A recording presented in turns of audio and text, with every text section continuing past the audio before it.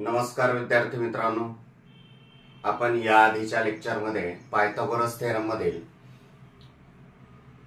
Similarity of right angle triangle, त्यानंतर theorem of geometric mean आणि Pythagoras theorem बघितलेला आहे.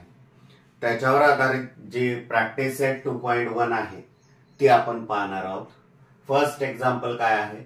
Identify with reason which of the following are Pythagorean triplet असं म्हटलेलं आहे. पायथागोरियन ट्रिपलेट कसं ओळखणार हे पहा, लक्षात घ्या. तुम्हाला पायथागोरस थेरम माहिती आहे. हायपोटेनसचा स्क्वेअर रिमेनिंग साइडच्या स्क्वेअरच्या सम एवढा असतो, हे तुम्हाला माहिती आहे. मग त्याच पायथागोरस थेरमचा आधार घेऊन आपल्याला काय पायथागोरियन ट्रिपलेट आहे की नाही हे आपल्याला चेक करायचं आहे. या तीन संख्यांचा जो गट आहे, तीन संख्यांच्या गटामध्ये सर्वात मोठ्या संख्येचा वर्ग स्क्वेअर हा इतर दोन संख्यांचा, इतर दोन नंबर्सचा स्क्वेअरचे सम एवढा येतो की नाही हे चेक करायचं आहे आपल्याला. चला तर पाहूया. लार्जेस्ट नंबर कोणता आहे? येथे लार्जेस्ट नंबर 5 आहे, म्हणून 5 स्क्वेअर 25. याला इक्वेशन 1 नाव द्या. त्यानंतर इतर दोघांच्या स्क्वेअरची सम करा, म्हणजे 3 square plus 4 square is equal to 3 square 9 प्लस 4 square 16 is equal to 25. This is equation 2. From equation 1 and 2, from equation 1 and 2, LHS right side is same, therefore RHS is same. Left side is same.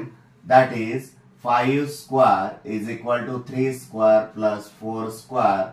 Therefore 354 is Pythagorean triplet असं आपण म्हणू शकतो. लक्षात घ्या, अशा पद्धतीने आपण म्हणू शकतो. आता सेकंड एक्झाम्पल जर पाहिलं तर सेकंड एक्झाम्पल काय आहे? 4 9 12. 4 9 12 हा नंबर्सचा आपल्याला गट दिलेला आहे. मग आता हे सुद्धा पायथागोरियन ट्रिपलेट कसं चेक करायचं? तुम्हाला मी सांगितलंय लार्जेस्ट नंबरचा स्क्वेअर घ्यायचा प्रथम. 12 square is equal to 144. This is equation 1. आणि रिमेनिंग नंबर्सच्या स्क्वेअरची सम करायची, म्हणजे 4 square plus 9 square is equal to 4 square 16 plus 9 square 81 is equal to what? 797. This is equation 2. From equation 1 and 2, from equation 1 and 2 या दोन्हींचं जर observation केलं तर आपल्याला असं लक्षात येत आहे की त्यांचे राईट साइड सुद्धा सेम नाहीये. बघा, राईट साइड जर सेम नसेल तर लेफ्ट साइड सुद्धा सेम येणार नाही. परिणामी काय लिहिणार आपण येथे? Therefore 12 square is not equal to 4 square plus 9 square. Therefore 4 9 12 is not a Pythagorean triplet. Pythagorean triplet असं आपण म्हणू शकतो. नेक्स्ट एक्झाम्पल जर घ्यायचा विचार केला, पहा थर्ड एक्झाम्पल काय आहे आपलं? 24 70 74 हा गट जो आहे याच्यामध्ये लार्जेस्ट नंबर कोणता आहे? लार्जेस्ट नंबर आहे 74. म्हणून इथे आपल्याला काय करावं लागणार? 74 चा स्क्वेअर इज इक्वल टू, आता बऱ्याच जणांना 74 चा स्क्वेअर लिहिताना अडचणी येत असते. मोठा नंबर असल्यामुळे तुम्हाला स्क्वेअर पण माहित नसेल. मग तुम्ही काय करून घ्याल? एकतर 74 into 74 करून घ्याल, म्हणजेच 74 चा स्क्वेअर येऊ शकतो. किंवा एक शॉर्टकट मेथड आहे. काय करा? 4 चा स्क्वेअर लिहा 16, 7 चा स्क्वेअर 49 आणि तीनही नंबर्सची काय करा? मल्टिप्लिकेशन करा. 7 into 4 into 2 म्हणजेच 4 2 8, 8 7 56 आणि तो मध्ये लिहा, एक नंबर सोडून ऍड करा. 6 as it is, 6 plus 1 7, 9 plus 5 14, carry 1 म्हणजेच किती आला? 5 4 7 6. दिस इज इक्वेशन 1.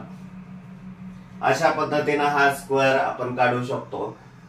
74 चा स्क्वेअर आला. आता रिमेनिंग नंबर्सच्या स्क्वेअरची सम, म्हणजेच काय 24 square plus 70 square is equal to 24 square is equal to what 576 plus 70 चा स्क्वेअर 4900 इज इक्वल टू यांची जर सम केली तर किती येते का 9 plus 5 14 carry 1 this is equation 2 from equation 1 and 2 from equation 1 and 2 1 आणि 2 चं जर ऑब्झर्वेशन केलं तर तुम्हाला राईट साइड सेम दिसेल आणि राईट साइड सेम आहे याचा अर्थ लेफ्ट साइड सुद्धा काय आहे त्याच्या सेम आहे therefore 74 square is equal to 24 square plus 70 square that is therefore 24 70 74 is a Pythagorean triplet असं आपल्याला इथे म्हणता येईल. आता बघूया आपण फोर्थ एक्झाम्पल काय आहे. फोर्थ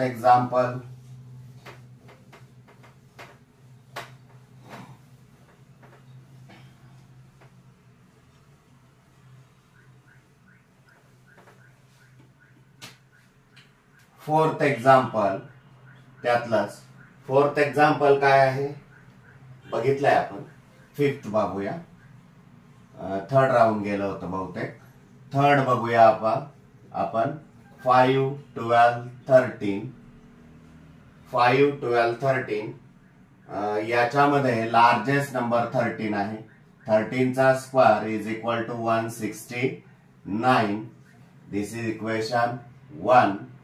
त्यानंतर इतर रिमेनिंग 2 नंबर्सचा स्क्वेअरची sum 5 square plus 12 square is equal to 25 plus 144 is equal to what 169 this is equation 2. From equation 1 and 2 त्याची जर राईट साइड बघितली तर राईट साइड सेम येते पहा. राईट साइड सेम आहे म्हणून लेफ्ट साइड सुद्धा त्यांची सेम आहे. therefore 13 square is equal to 5 square plus 12 square that is 5 12 13 is Pythagorean triplet असं आपल्याला येथे म्हणता येईल. त्यानंतर आपण घेऊ शकतो फिफ्थ एक्झाम्पल आता कारण फोर्थ याआधी आपण घेतलेला आहे. फिफ्थ एक्झाम्पल काय आहे 10 24 27. आता याचा जर विचार केला तुम्ही याच्यामध्ये लार्जेस्ट नंबर कोणता आहे 27 आहे. 27 स्क्वेअर घ्या. मग 27 स्क्वेअर इज इक्वल टू काय येत आहे तुम्हाला मी सांगितलं. आपल्याला जर स्क्वेअर जमत नसेल तर काय करा 2 याचे या नंबरचे स्क्वेअर लिहा 2 डिजिट मध्ये आणि त्याच्यामध्ये तिघांचंही मल्टिप्लिकेशन ऍड करा. 7 चा स्क्वेअर 49 त्यानंतर 2 चा स्क्वेअर 404 आणि मग 7 2 जा 14 14 2 जा 28 हा मिडल ला ऍड करा. 9 plus 8 plus 4 12 carry 1 7 7 29 this is equation 1 असं आपण म्हणू शकतो. त्यानंतर आता काय करूया रिमेनिंग नंबरच्या स्क्वेअरचे सम घेऊया. म्हणजेच काय येणार आहे 10 square plus 24 square is equal to 10 square 100 plus 24 square 576 is equal to 676 this is equation 2. From equation 1 and 2 काय दिसतंय तुम्हाला फ्रॉम इक्वेशन 1 and 2 या दोन्ही इक्वेशनचा जर विचार केला तर त्यांच्या राईट साइडच सेम नाहीये म्हणून लेफ्ट साइड सुद्धा काय नसतील सेम नसतील. therefore 27 square is not equal to 10 square plus 24 square. therefore आपल्याला म्हणता येईल इथे 10 24 27 is a not Pythagorean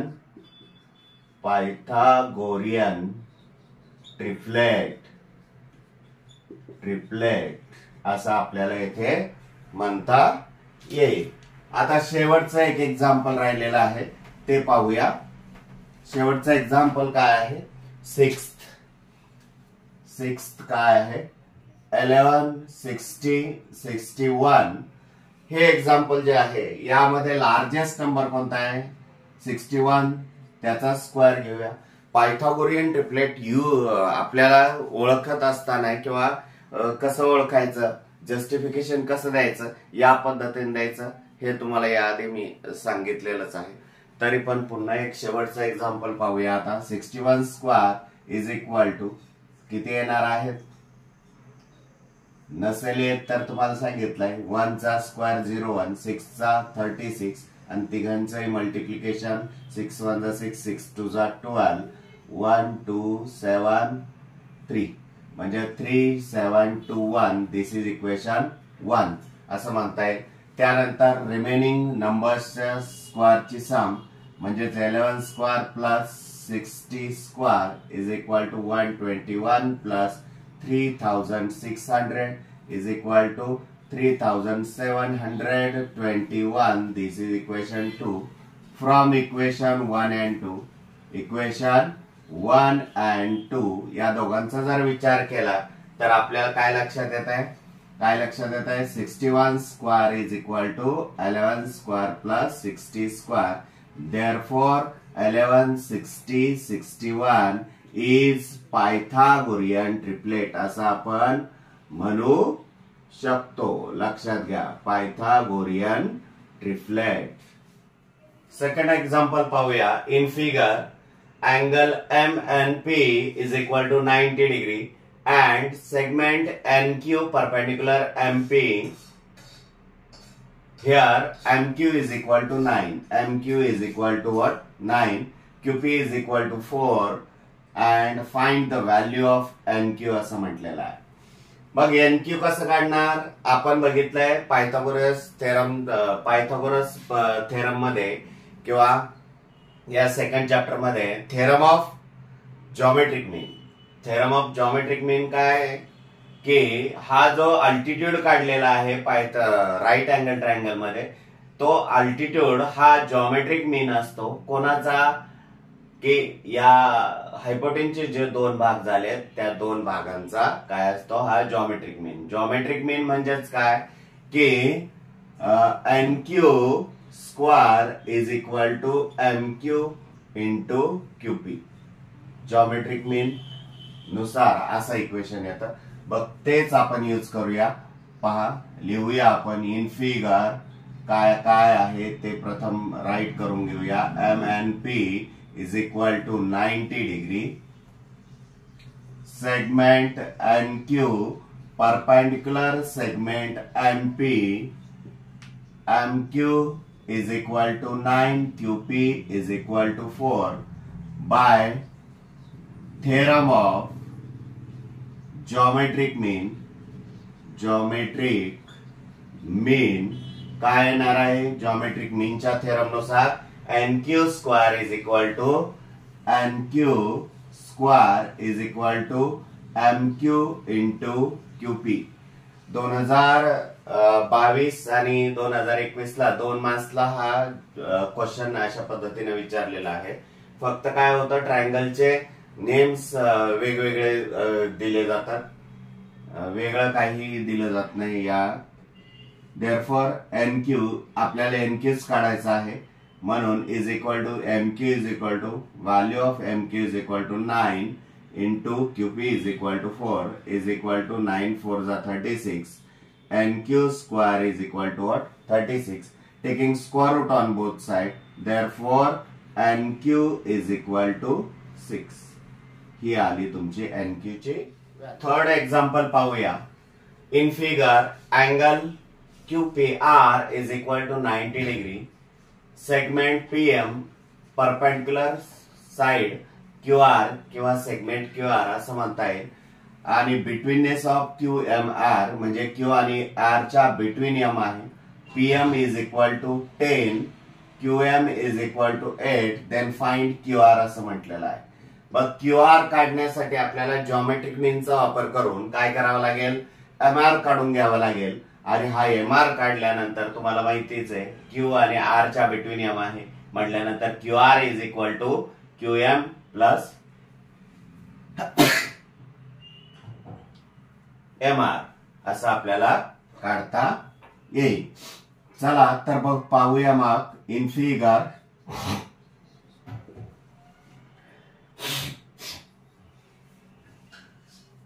Angle QPR is equal to 90 degree. Segment PM perpendicular segment QR. PM is equal to 10. QM is equal to 8 by theorem of geometric mean. Geometric mean या थेरमचा जर विचार केला तर तुम्हाला काय येणार आहे, या अल्टिट्यूडचा स्क्वेअर इज इक्वल टू हायपोटेन्यूजचे जे दोन भाग झालेले त्यांचं मल्टिप्लिकेशन म्हणजेच PM square is equal to QM into MR. Substitute करा value. PM is equal to 10 square, QM is equal to 8 into MR and therefore 100 divides 8 is equal to MR. 8 1 जा 8, 8 1 जा 8, 2 रिमेनिंग राहिले. त्यानंतर 0 वरतून घेतला 20 झाले, 2 2 जा 16, 4 राहिले, 2 5 जा 40. Therefore MR is equal to what? 12.5. Now आता आपल्याला काय काढायचं आहे, QR काढायचा आहे. तुमचा MR आलेला आहे. Now QR is equal to what? QM plus MR and here betweenness of QM R is equal to QM is equal to 8 plus MR is equal to 12.5 आपण काढलेला आहे is equal to किती येणार आहे मग 20.5. Therefore here QR is equal to what? 20.5. Fourth example पाहूया. See the figure. Find RP असं म्हटलेलं आहे. RP फाइंड आउट करायचा आहे आणि PS फाइंड आउट करायचा आहे using information given triangle PSR असं म्हटलेलं आहे. ट्रायंगल PSR काय आहे? राईट अँगल ट्रायंगल आहे. पहा in triangle PSR angle PSR is equal to 90 degree and angle P is equal to 30 degree. Therefore property of angle 30 degree, 60 degree, 90 degree triangle. बरोबर ना. काय प्रॉपर्टी की 30 डिग्री अपोजिट साइड ही हायपोटेन्यूसच्या half असते आणि 60 degree opposite side ही किती असणार आहे, हा ऑटोमॅटिक 60 डिग्री होणार आहे. 60 डिग्री अपोजिट साइड ही √3/2 मल्टिपल असते हायपोटेन्यूसच्या, एवढं लक्षात ठेवा. मग आता आपल्याला ही जी हा जो हायपोटेन्यूस आहे हा कसा काढू शकतो आपण, 30 डिग्री अपोजिट साइड दिलेली आहे त्यावरून हायपोटेन्यूस काढू शकतो. म्हणजे 30 डिग्री अपोजिट साइड कोणती आहे, SR. Therefore SR is equal to half into हायपोटेन्यूस RP असं आपण म्हणू शकतो आणि याला रिझन देऊ शकतो 30 degree opposite side. 30 degree opposite side म्हणू शकतो आपण. आणि देअरफॉर याच्यामध्ये जर व्हॅल्यू सबस्टिट्यूट केल्या तर 6 is equal to half into RP and therefore RP is equal to 2 अलीकडे आले 12 झाले. RP ची व्हॅल्यू आपल्याला येथे मिळालेली आहे. RP ची मिळाली आहे. मग आपल्याला ही 12 मिळालेली आहे. ही आपल्याला PS काढायची आहे. PS कशी काढणार, तुम्हाला माहिती आहे हा 60 डिग्रीचा अँगल आहे. 60 डिग्री अपोजिट साइड ही √3/2 मल्टिपल असते कोणाच्या, हायपोटेन्यूसच्या. चला तेच घेऊया आपण. मग PS नाव PS is equal to √3/2 into hypotenuse RP आणि याला रिझन देऊया 60 डिग्री अपोजिट साइड. मग 60 डिग्री अपोजिट साइड्स काय येणार आहे, येईल ती पीएसच काढायचे आपल्याला. PS is equal to √3/2 into RP is equal to 12. 2 1 जा 2, 2 6 जा 12. Therefore PS is equal to 6√3. ही PS ची व्हॅल्यू आलेली. फिफ्थ एक्झाम्पल पाहूया आपण. ABC ट्रायंगल दिलेला आहे. ABC ट्रायंगल आणि √8 फिगर मध्ये एवढी माहिती दिलेली आहे आणि म्हटलेलं आहे काय की for finding AB and BC with the help of information given in figure complete following activity असं म्हटलेलं. बघ आता ही ऍक्टिव्हिटी आपल्याला कम्प्लीट करायची आहे. AB is equal to BC काय हे गिवनच आहे, ऑलरेडी फिगर मध्ये दिलेलं आहे, म्हणून आपण इथे काय म्हणू शकतो, गिवन म्हणू शकतो. Angle BAC is equal to what, BAC तुम्हाला माहिती आहे हा इक्वल कोणता आहे, आयसोस्केल राईट अँगल ट्रायंगल आहे. हा 90 असेल तर रिमेनिंग 2 जे अॅक्यूट अँगल्स आहेत त्यांची सम किती 90 येणार आहे. परंतु या दोन्ही साइड्स इक्वल असल्यामुळे त्यांच्या अपोजिट अँगल सुद्धा इक्वल असणार आहेत, म्हणजे 45 डिग्रीचे हे अँगल्स येणार आहेत. म्हणून angle therefore angle BAC is equal to 45 degree आपण येथे म्हणू शकतो. Therefore AB is equal to BC आणि तुम्हाला माहिती आहे की काय की property of 45 degree 90 degree angle of triangle काय आहे की 45 डिग्री अपोजिट साइड जी आहे ती हायपोटेन्यूसच्या किती मल्टिपल असते, 1/√2 मल्टिपल असते. म्हणून इथे आपण लिहिणार आहोत पहा AB is equal to BC is equal to 1/√2 into hypotenuse AC. But here AC ची व्हॅल्यू हीच दिलेली आहे म्हणून हे ऍज इट इज आपण इथे लिहिणार आहोत. त्यानंतर हे ऍज इट इज आपण इथे लिहिणार आहोत आणि √8 ची फोड केलेली आहे. √2 विल बी कॅन्सल. मग काय राहील 2 1 जा 2. Therefore here value of AB is equal to BC is equal to 2 आलेली आहे.